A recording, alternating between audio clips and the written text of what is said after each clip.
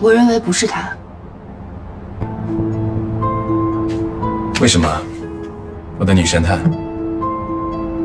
尹子琪说的有道理。如果令一阳就是那个他，那他在吻他的时候，他就会发现了。多么奇异的结论！从一个吻就能分辨出不同人吗？除非厉一阳有很严重的口气，否则只要改变接吻的方式，我想尹子琪就会难以分辨。可我还是觉得 OK， 我们证明一下。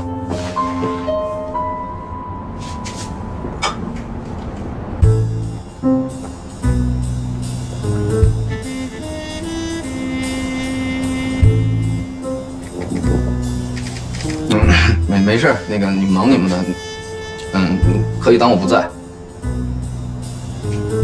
这都是你从哪本书上学的？不需要，我只要把自己想象成一个恶徒就行了。可是你还是错了。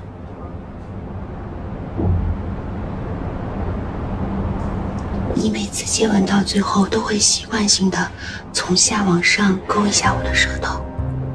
刚才你也下意识的做了这个动作。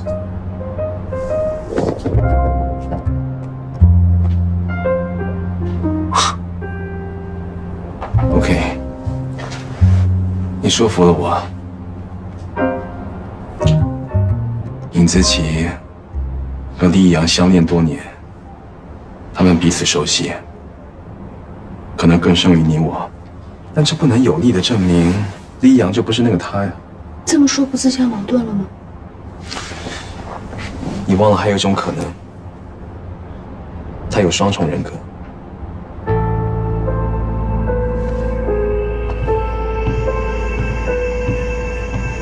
抛开厉一阳，我们先把他当成一个身份未明的罪犯来分析。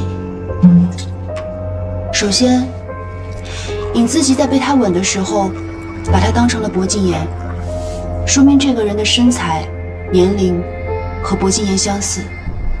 从性格上来看，他极端自负，即使这起纵火案是他策划的，他也没有表露出明显的标记行为和他个人的情感宣泄。他唯一的情感流露，就是将这一切视为一场游戏，和你的游戏。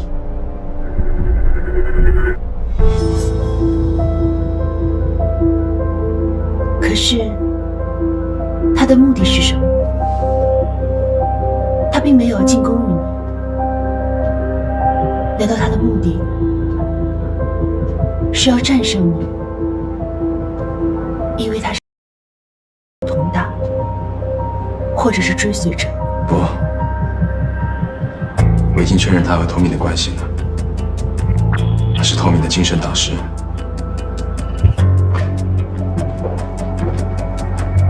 那这么说，托米是听从于他？他极端自负，他不可能与人平起平坐，而他的心理控制术也远远超过了托米的三脚猫功夫。所以，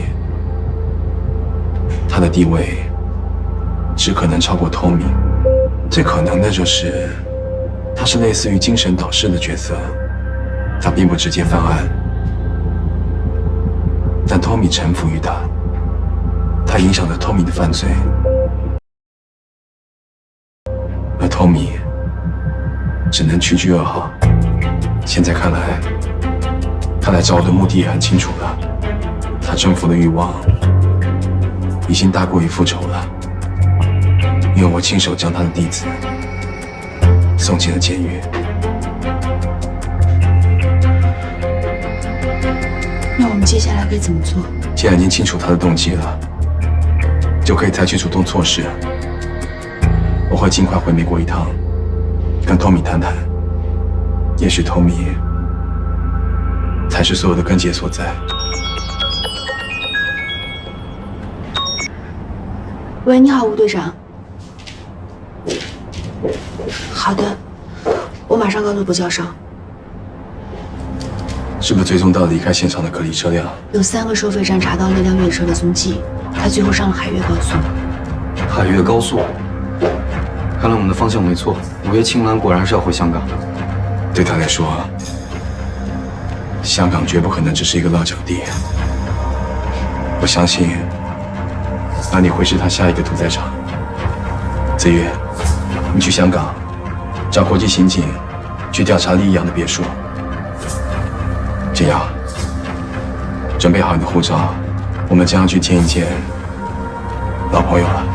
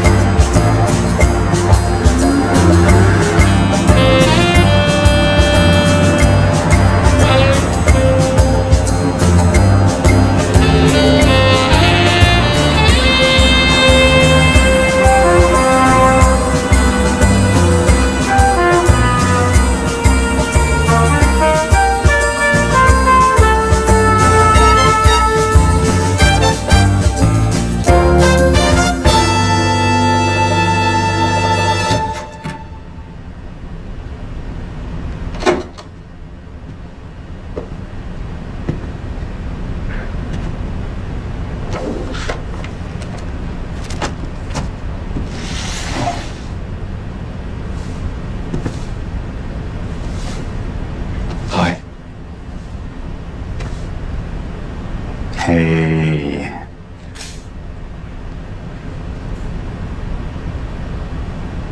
You look different now.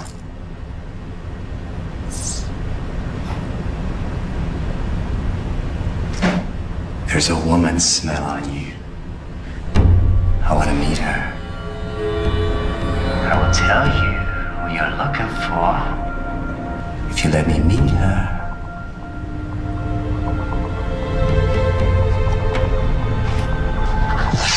很高兴与你交谈，再见。Okay, Simon. Just kidding.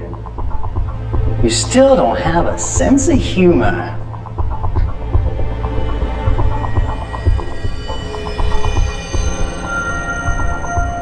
Tommy's nervous. Simon's taking advantage. He'll get him to talk. 不要挑战我的耐心，不要忘了，你从未臣服我。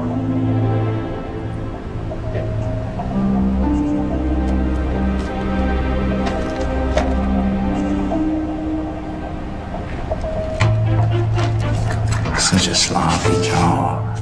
的确，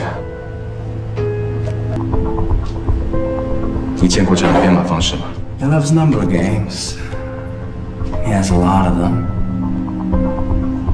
I can't remember if I've seen this one before. 答案是一组数字，而这些分别是这组数字的平方和、平方差、差的平方、和的平方，而这组数字相对应的英文字母，简单的出来翻译结果就是 Hi Simon。 What a perfect and simple way of encoding things. 为什么要围绕平方编码？有什么特殊意义？ He always likes the idea of squares because it represents him and me. Simon, that's our way of saying hi to you.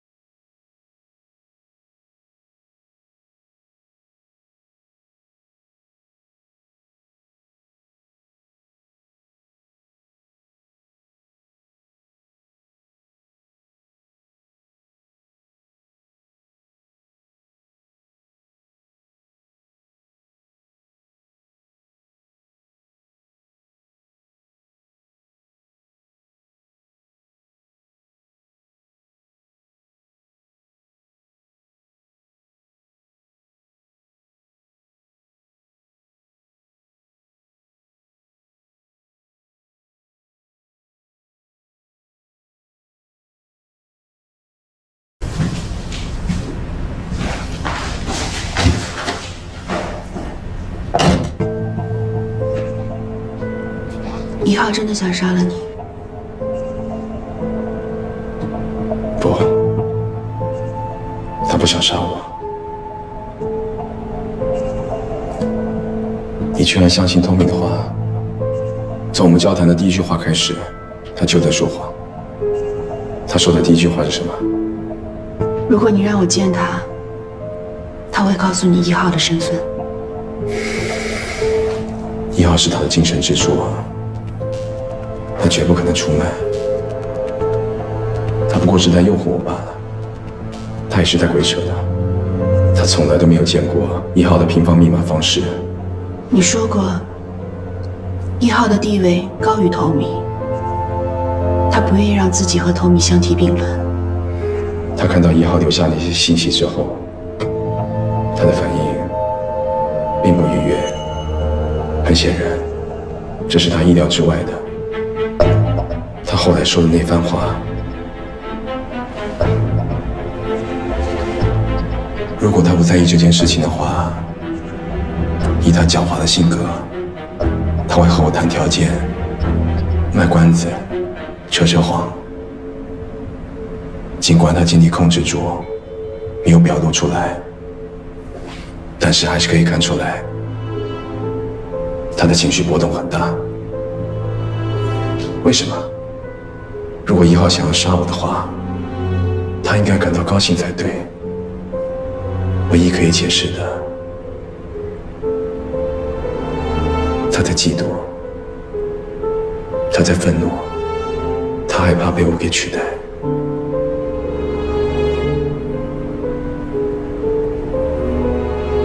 Seems what Flower Cannibal really wants is to turn you into his new crime partner.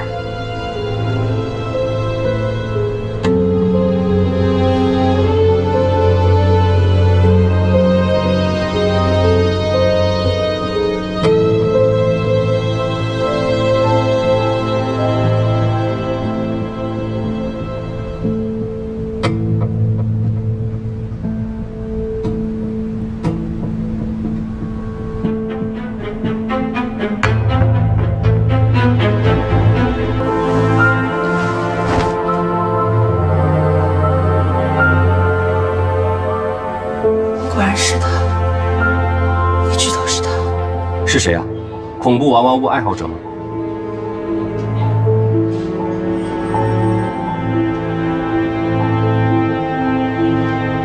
？You will be with me。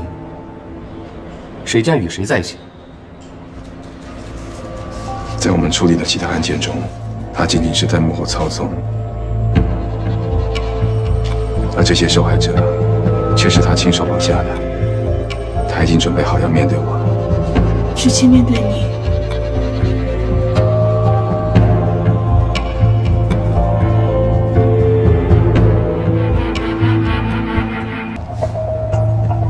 3名受害者失踪都是2周前，3起案件间隔不到2天，但是由于受害者之间没有任何的相同点，又位于不同的管辖区域，所以只能当作单独的失踪案件在调查。诸位，我想大家都知道，失踪者超过2周，生还几率非常低。但是没有确凿证据之前，我们只能假定这3名受害者依然还活着。不用了，他们都已经死了。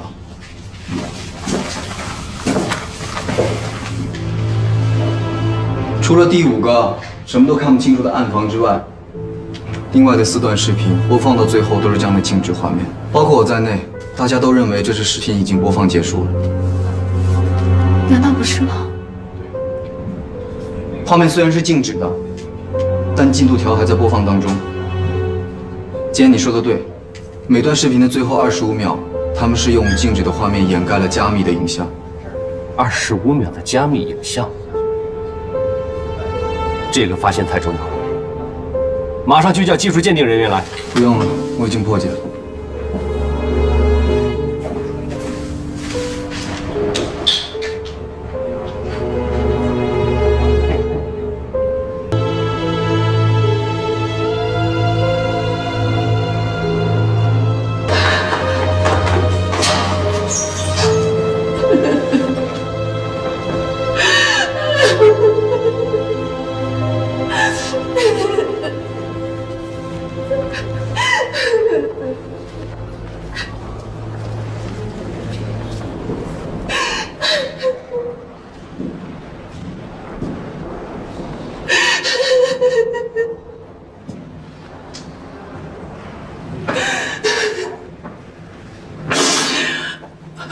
我也是因为小学也没有死在火场，就算被他们带走了也好，至少我还有机会把他给救回来。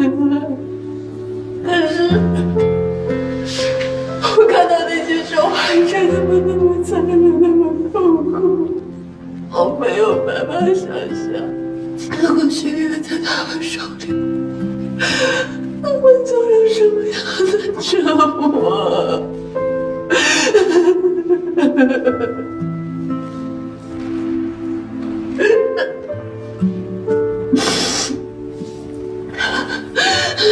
世界上最恐怖的景象，莫过于看也看不清的黑暗。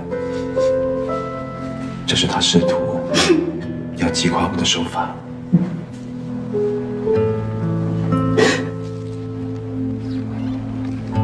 简瑶，你不能被打败。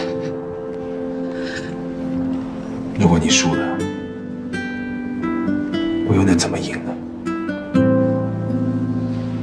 我没有子玉那样专业的技能，我控制不住我自己控制的情绪，我就是一个普通、脆弱，用你以前的话说，愚蠢的女人。不介意，你还需要我吗？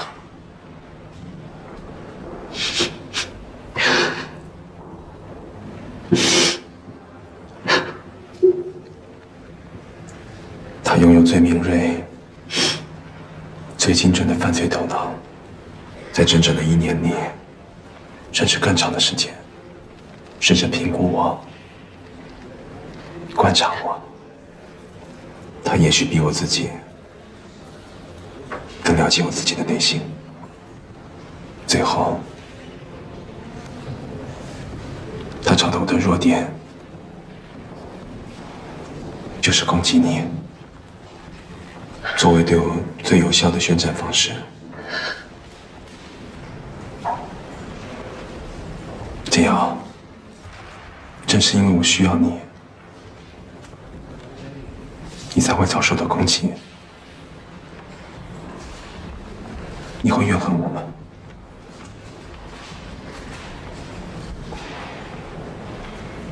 之所以不是因为你，是因为他本来就是来自地狱的魔鬼。我害怕的是，我不但没有帮到你，反而拖累了你。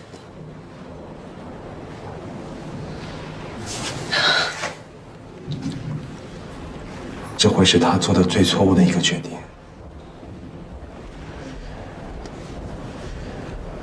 他以为你会让我软弱、胆怯，但事实上，你在我的身边，只会让我自己感觉更强大、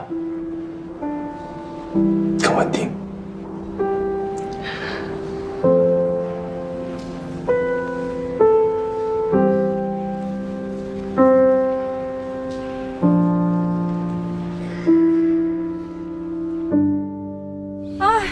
行慢啲啊！好攰，喂，小心小心！你做咩要揀呢條路啊？喂，我都唔知喎，第一次行。喺邊休息下先。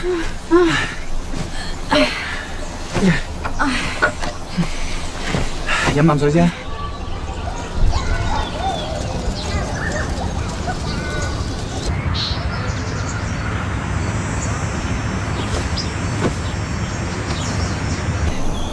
唉，唔該。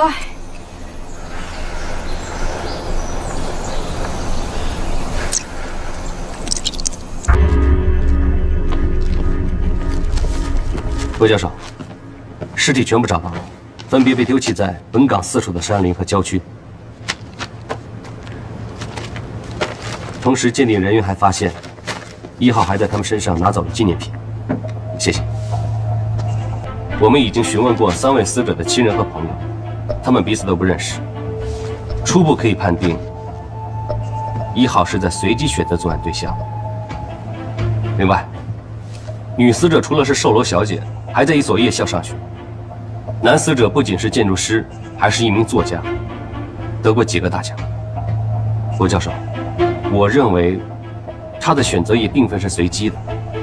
3个失踪路段的监控录像都显示，嫌疑车辆那几天多次进出停靠。我们可以认为，1号是在观察选择目标，而女性死者是在回家的路上被他诱拐。男性死者和老人平时并不会经过失踪路段，也是因为去郊区和探望女儿才临时经过。所以，很有可能一个是有计划的，2个是临时起意。我看这是故意的花样百出，让我们无从下手。他会不会是想在我们暗示他有多重人格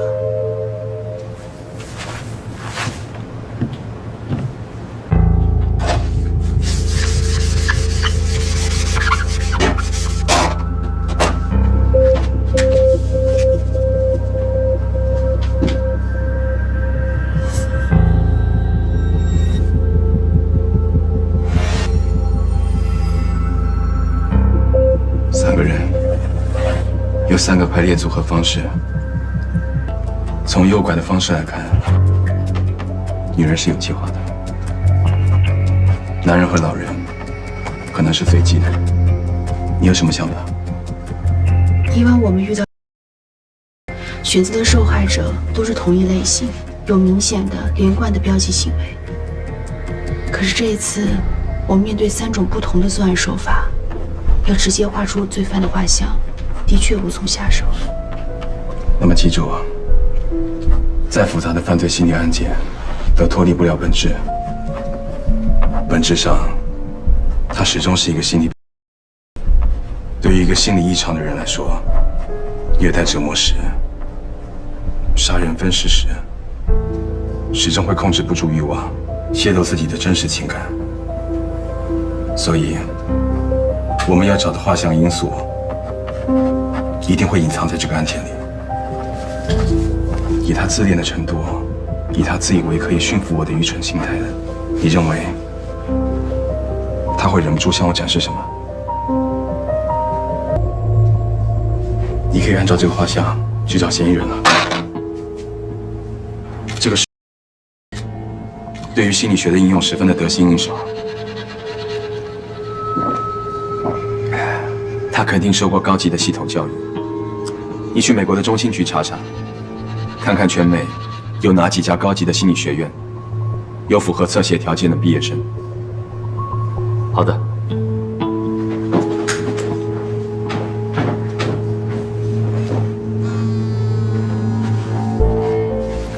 子玉，尹子琪已经赶到香港，以李阳未婚妻的身份正式报警，声称她失踪。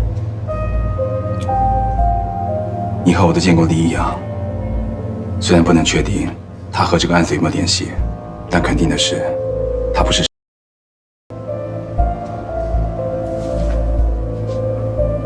那他会不会是受害者呢？不管他会不会，杀死一个猎物之后，肯定会寻找另一个猎物。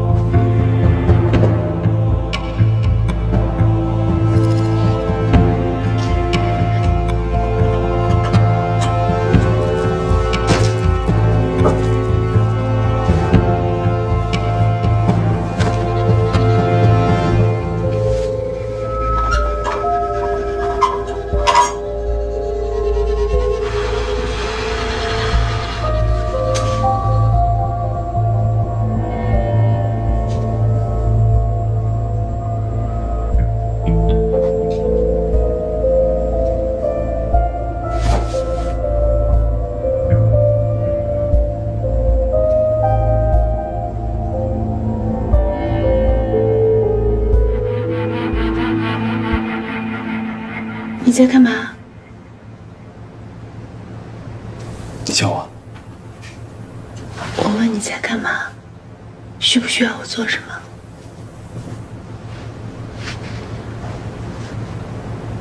你回房睡觉。睡醒之后穿得漂亮点。为什么？我要保持状态，每个参数都要调整到最好。根据经验判断，你每次精心打扮以后，都会令我更加愉悦，我的思路也就更加敏捷。好。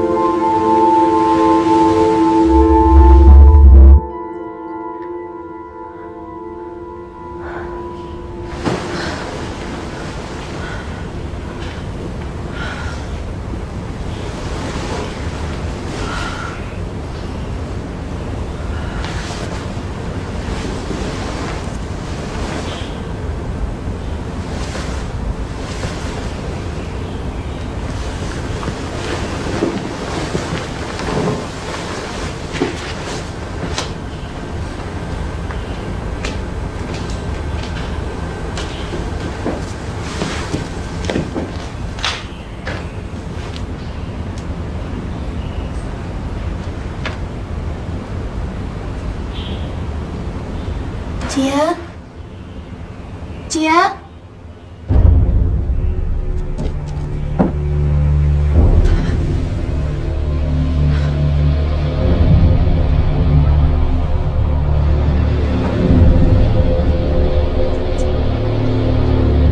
什么事？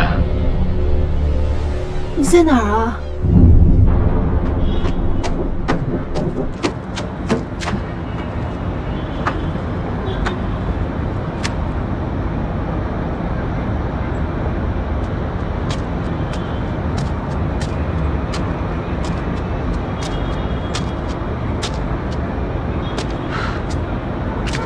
酒店的管理人员会疯掉的。你怎么跑这儿来了？这里安静，有利于思考。你不会一整夜都没睡吧？太顺利了。现在的关键是，我所得到的画像，正是他所给我的画像。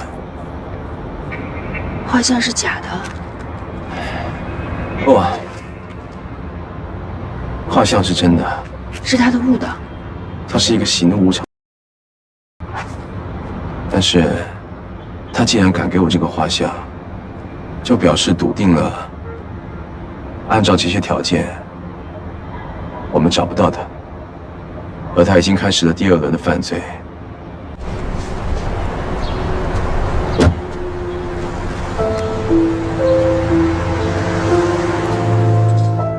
而我就输了。多么精妙的一个犯罪计划！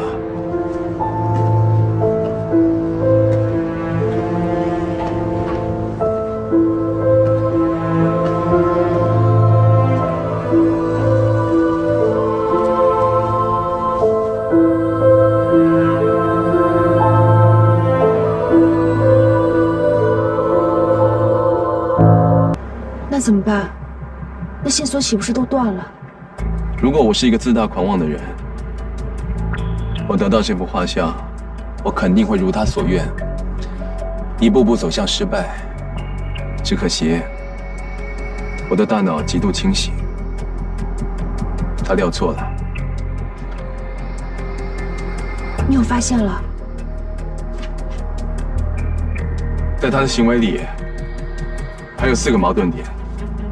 当然，他自己并没有发现。他在想，多么可悲的自大狂，他就快要原形毕露了。第一点，也是至关重要的一点，对于一个严重的心理障碍者来说，最重要的那部分幻想，不是回顾、憎恨和报复过去，而是如何实现内心深处真正长期的渴望，这才是杀手们在犯案的过程中能够达到身心极致愉悦的唯一条件。可是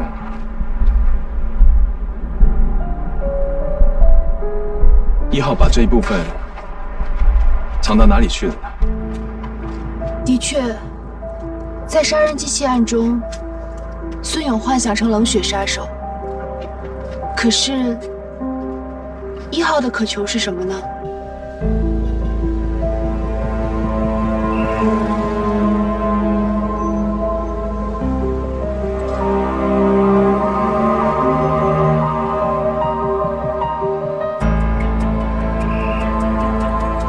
第二，他最强烈憎恨的是女人，那么就产生了一个悖论：为什么他掠夺了男人的人格，却不连女人的人格一起掠夺呢？第三，虐待男人的期间，他为什么用胶条封住男人的嘴？因为他不想听到男死者的声音。所有的行为，哪怕是连他自己都没有注意到的行为，一定都有原因。他为什么单独不让青年男死者发出声音？现在的确疑点重重。第四，为什么拿走老人的一缕银发？如果是象征着对死亡的生命的主宰，鲜血或其他器官会令他更兴奋的话，他为什么只拿走一缕柔软的头发呢？因为银发给人的感觉是一种岁月、沧桑、比较柔和的情绪。精准。最后一点，他在杀人之后，为什么把3个受害者连同一个洋娃娃摒弃在相距甚远的不同地点？如果那都是他憎恨以及想要摒弃的，他为什么不一起扔掉，反而大费周折呢？不言而喻，这3个受害者之间肯定有着必然的联系，只是我们目前还没有发现。我们现在能做的是回到第一步，对受害人的行为分析。怎么了？没什么。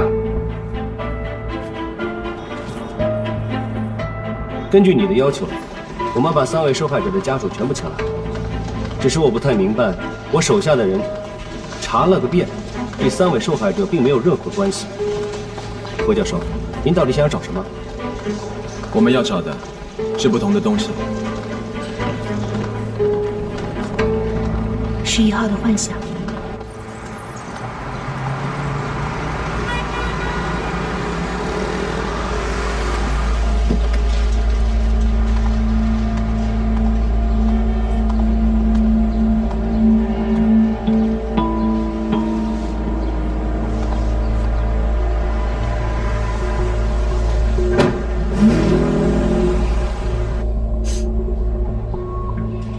我哋一齊已經做咗2年啦。佢係我見過脾氣最好嘅女仔，隔離鄰舍都知㗎。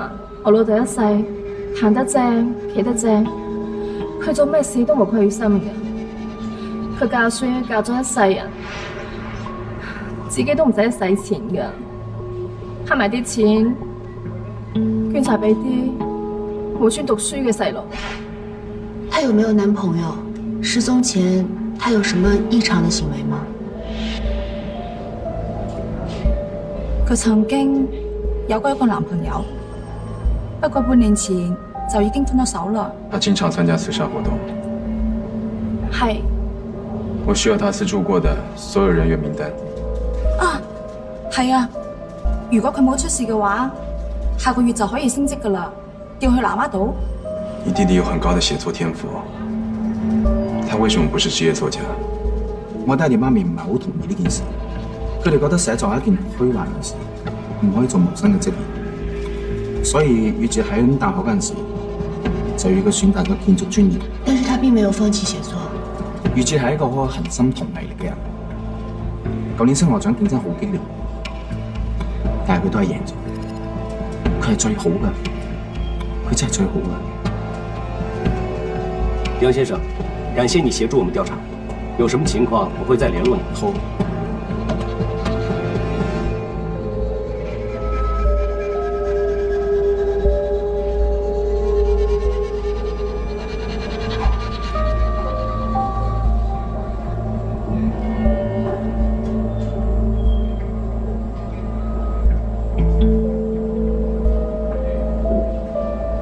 我知道你这种表情，你已经有眉目了，是吗？线索足够了。你知道他的幻想了？我知道了全部。他的幻想，他的渴望，以及确定他身份、姓名、样貌的办法了。他到底想要干什么？展示。展示。所有的过程中，他不断地留下线索，是想表明这些案子和其他冲动杀人不同，所有的内容都是想展示给我看的。他有一种被强烈关注的需求，他愚蠢地认为所有人，尤其是我，会被他的成就给倾倒。他的人生。他的人生，准确地说，是部分真实和偏执虚妄相交织的人生。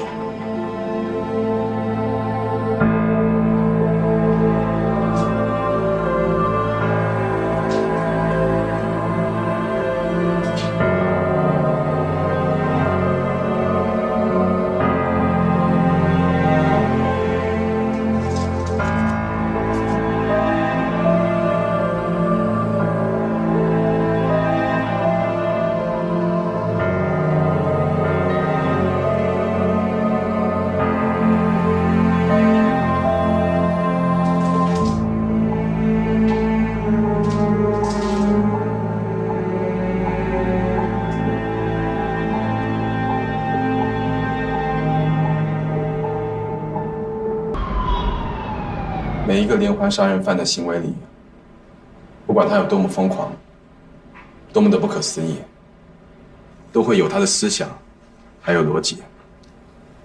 我们要拼凑的，就是他的犯罪构图。在他的构图里，我们要知道他要说的是什么样的故事。已死者华晓，售楼小姐近期会调职到南丫岛。而杨宇哲就住在南丫岛，并且打算买房子。也就是说，如果这两个人没死，未来就有可能会相遇。多么美妙的爱情幻想！难道仅仅是因为他们可能会相遇，1号就杀了他？不是可能。1号不是已经安排他们相遇了吗？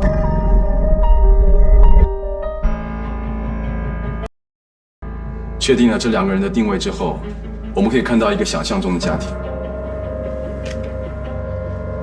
温厚包容、有引导力的长者，一位老父亲，年轻的父母，可爱的孩子。周林甫的形象对于杨宇哲来说是一个完美的老父亲。他是一个国文教师，可以从小开发出孩子的写作天赋。他宽厚、通情达理，不强迫孩子选择自己不喜欢的职业。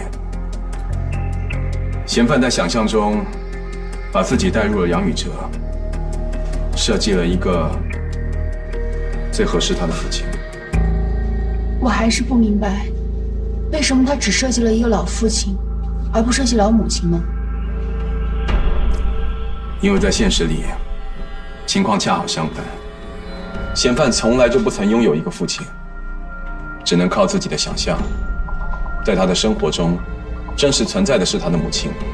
很明显，对于这个母亲，他充满了恨意。在任何代表母亲的角色面前，他只能自动退化成幼儿，从来都未曾成年。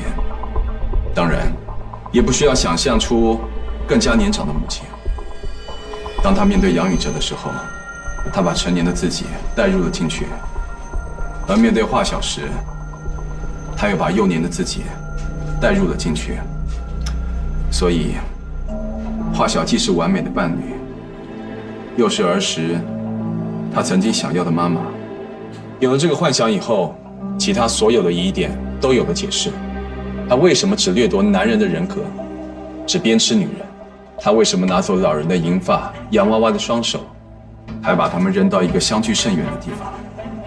因为最终，他想从幻想中解脱，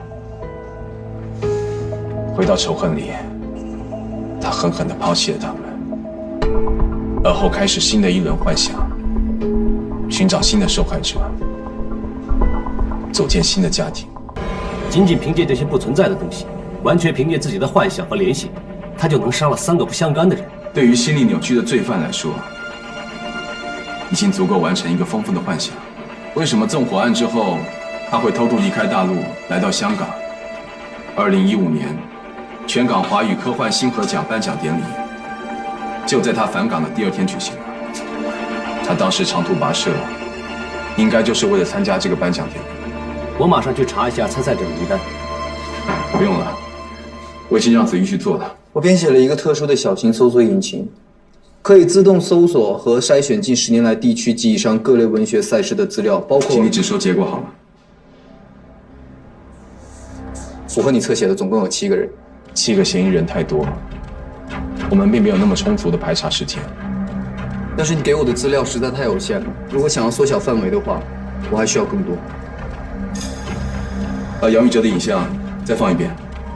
其他3个被害时并没有被封住嘴，为什么杨宇哲的嘴却被封住了呢？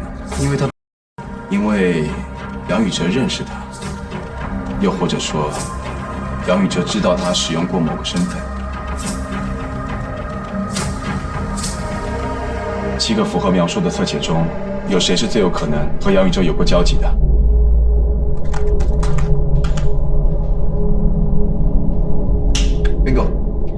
有一个人完全符合，31岁，美籍华人，单亲。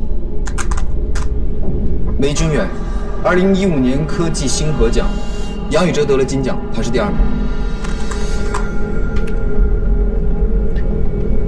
这是他参赛时提交的护照、简历和其他资料。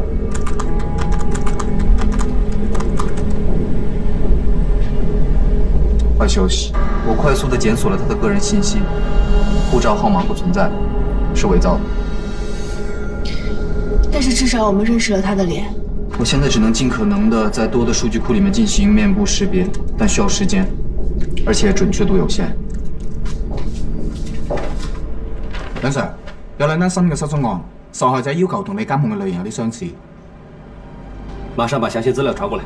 Yes sir。Andy， 把导航定位在新河街珠宝店。2个失踪人员，一个退休的文学系教授，一个年轻女性。为什么你选择去那个年轻女性的失踪现场？因为她是珠宝店的销售小姐。销售小姐怎么了？重点是珠宝店。哦，珠宝店一定会有监控。还不算太便利。我仔每日接待嘅客唔係好多，鋪頭入邊又冇咩特別嘅事發生。係啦，你哋揾緊咩啊？一張臉，一張好不容易才被發現的臉。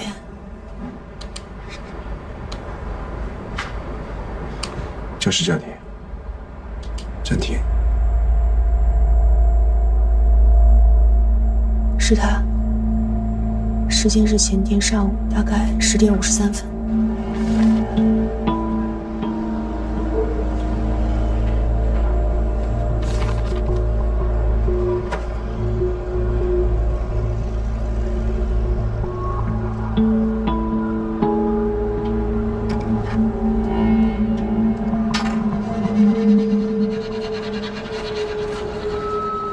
他以客人的身份接近受害人小何，并留下了电话号码。小何事后肯定是联系了他，下班后被绑架骗走。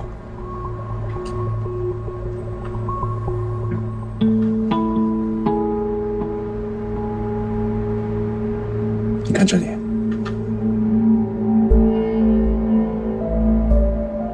他出门后并没有马上离开。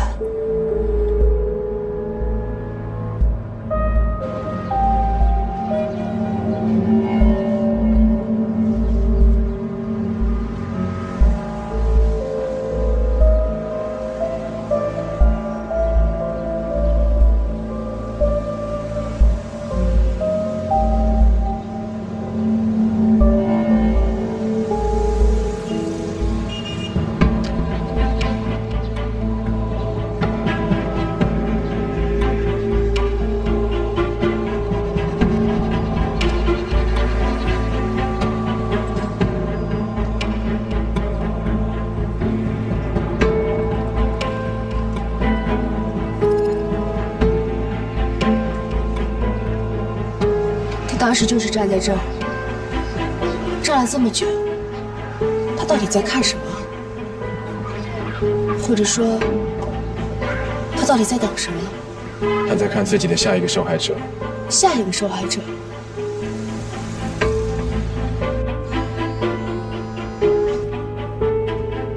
喂，禁言。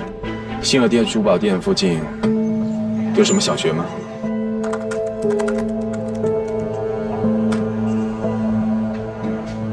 有了，红吉小学。你能查到学校里面最近有谁参加过文学类的比赛吗？有了，徐子熙，9岁，红吉小学3年级，参加第12届天文题材少年征文大赛。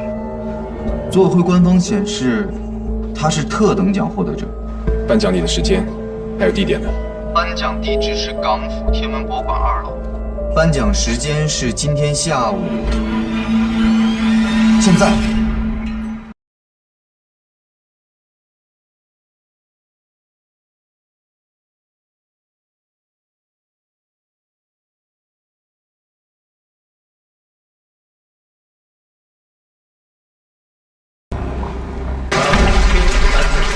今日我哋喺呢度舉行香港第12屆天文主題少年徵文大會嘅頒獎儀式。自從我哋創成徵文局開始以來，全港共上交學生參賽作品有3000幾。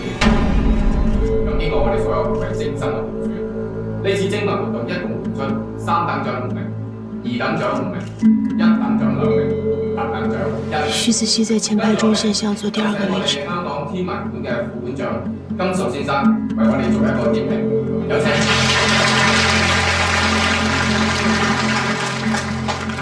各位大眾、各位同學，大家好，我係本館嘅副館長。本館非常榮幸聘請到大家出席今次嘅頒獎儀。今次參賽作品都非常優秀，喺大家同學積極嘅參與之下，創造出優秀嘅成績。多謝大家，多謝各位評委，多謝各位同學。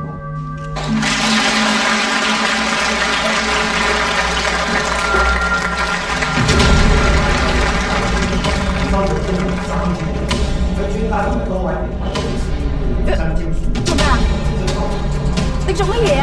做咩啊？你放開我！放開我！而家有請我哋嘅嘉賓為小朋友頒獎。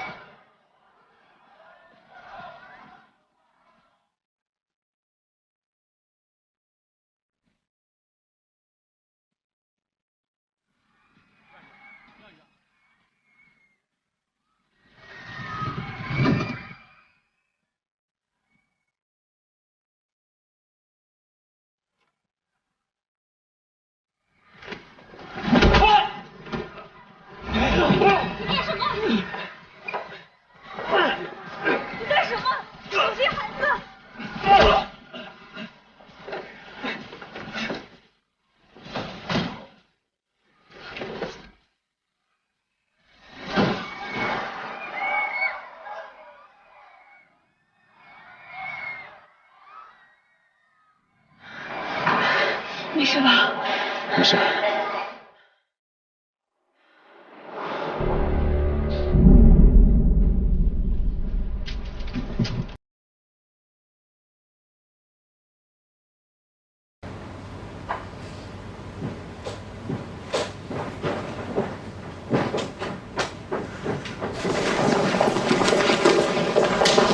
郭教授，你们没事吧？没事。孩子呢？安全。我已经派了一组警员24小时保护他，嫌犯不会有下手的机会。这上面有他的指纹，拿回去查一下，看看能找到什么。根据奖杯上的指纹，我们已经确定了犯罪嫌疑人梅君远，真实姓名谢寒，英文名 Jabal。资料里并没有他父亲的姓名，母亲是一位古生物学家，常年在南美和非洲偏远地区考察，对谢寒的成长十分冷漠。谢寒成年之前至少换过5次保姆，可以推断，他曾经遭受过成年女性的性虐待。19岁，谢寒的母亲去世，他名下有一大笔与他收入不符的资产。我追查了谢寒继承的所有遗产，自2003年开始，他将所有财产从美国转移出来，手法非常的巧妙。目前无法确定他的具体财产情况，但可以看得出来，他拥有巨大坚定的经济基础来支持他的犯罪行为。谢寒最后一次在美国公开露面是2006年，自从那以后便消失得彻彻底底。透明的第一个案子就是2006年犯下的。这么看来，谢寒从那个时候就开始犯罪了。谢寒名下的资产有没有流转到香港的？没有。我相信他在这里有私人控制的独立住所，而且地理位置相对僻静，占地不会小。你查过李义阳家族名下吗？他查过，令氏名下和尹氏名下他都查过。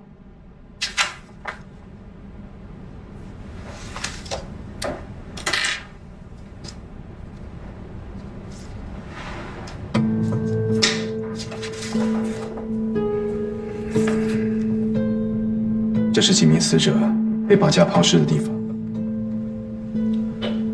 这是新增受害者失踪的地方。根据交通分析和地理研究，大致可以确定歹徒作案的舒适区。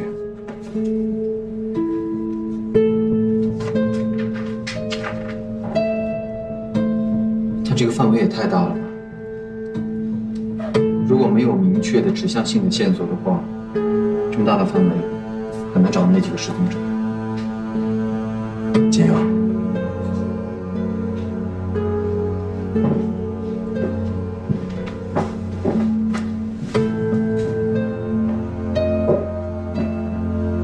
简瑶，别看了，这会越看越难受，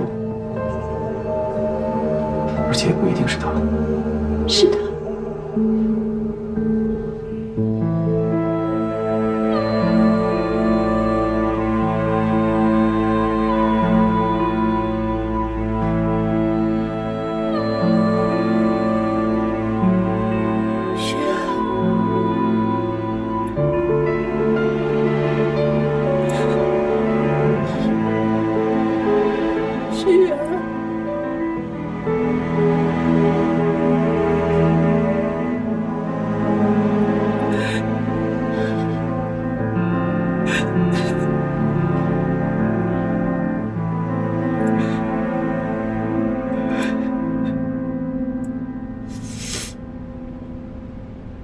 简阳，我明白你心里的感受，但是我真的试了很多种方法了，实在是看不清，而且没有任何的方法可以。子玉，你们在说什么呢？简阳觉得第5号受害者是他的朋友，叫李勋然。李勋然，说说你的想法。你说过，嫌犯通过征服和展现统治力来获得快感，只要不屈服，只要还有反抗，他的欲望就得不到满足。没错，我了解勋然，他是一个意志力非常坚定的人，肉体上的折磨根本不会让他屈服。他的力量来自于他他相信邪不胜正的信。放弃吧，你的小美人并不在乎你，说不定她已经把你给忘记了。珍妮和我一样，我们都很聪明，我们知道这世界上谁才是唯一值得珍惜、值得抢到手的。但是到了最后，她一样会被我除掉，因为我想要的全都会是我的，我一个人的。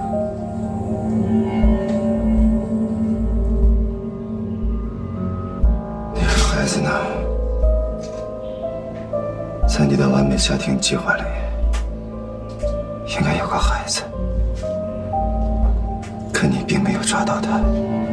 我会抓到他的。但是你空手回来，就说明你输了。你根本没有你自己想象的那么聪明。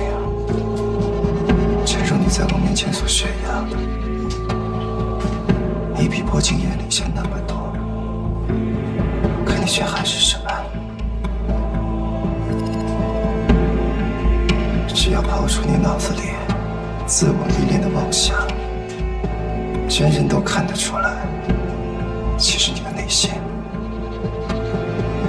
只是一个愚蠢的、恶心的罪犯而已。所以谢寒会想方设法在精神上折磨他，嘲弄他所相信的一切。如果谢寒要向熏然显示他比警方更强，比你更聪明的话，在录制这段影像之前，他很有可能会告诉熏然他要干什么。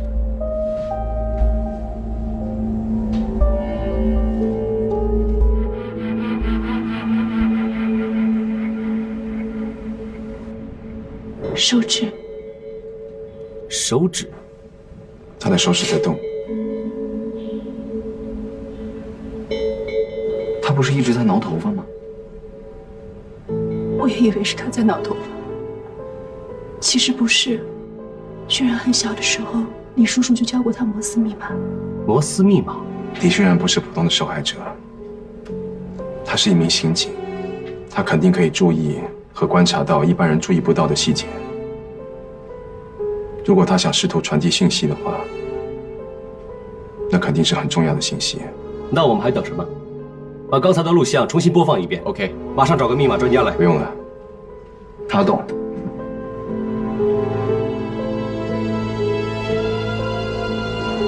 3、7、6、7。33767，这5个数字对你来说有什么特殊意义吗？难道有2次破译？但只有5个数字。